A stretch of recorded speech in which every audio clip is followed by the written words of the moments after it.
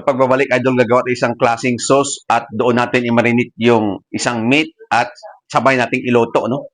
Maglalagay tayo yung brown sugar, 5 tablespoon. Tapos meron tayong gochujang paste. Kung mayroon kayo nito, pwede nyo lagyan, no?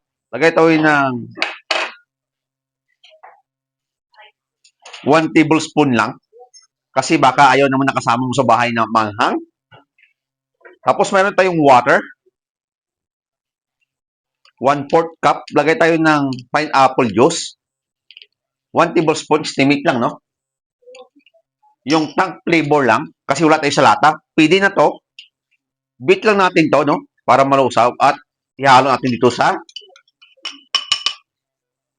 sauce natin. May idea na ba kayo kung anong tawag sa sauce natin? At kung hindi pa, idol, abangan nyo.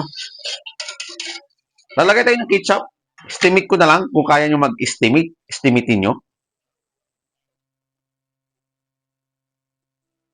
Okay na yan. Pagkatapos nyan, crack black pepper.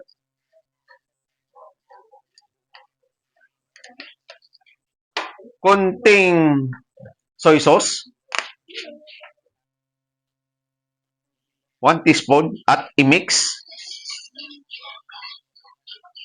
Pag nalusaw na yan, yung sauce natin, at anong tawag sa sauce ko?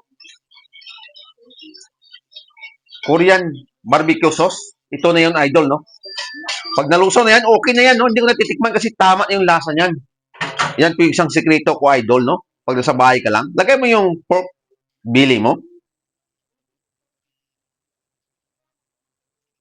Walang timplay pork belly natin, no? I-simmer natin dito kasi wala tayong oven. Malaki yung oven ko pang pizza, pero ito gagawin natin, no? Para madali. I-simmer lang natin yan. Buksan natin yung apoy, no? At i-simmer hanggang sa maluto yung baboy, saka natin i-grill. At yun ay tawag natin doon ay grilled pork barbecue Korean, no? Korean grilled pork barbecue. Balikan natin yan. Balikan natin, idol, yung Korean pork barbecue natin, no? Yan na.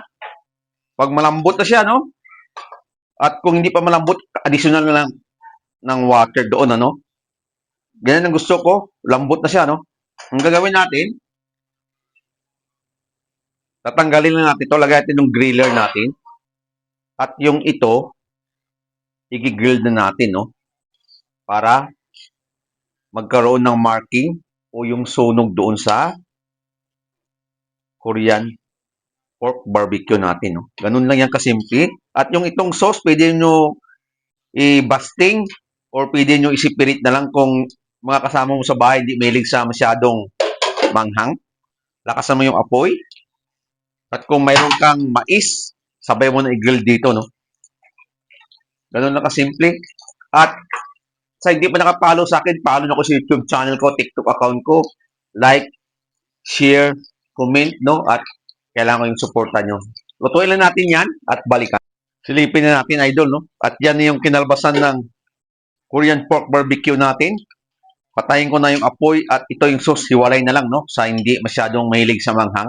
Yun lang mga idol. Bye-bye. Kainan na.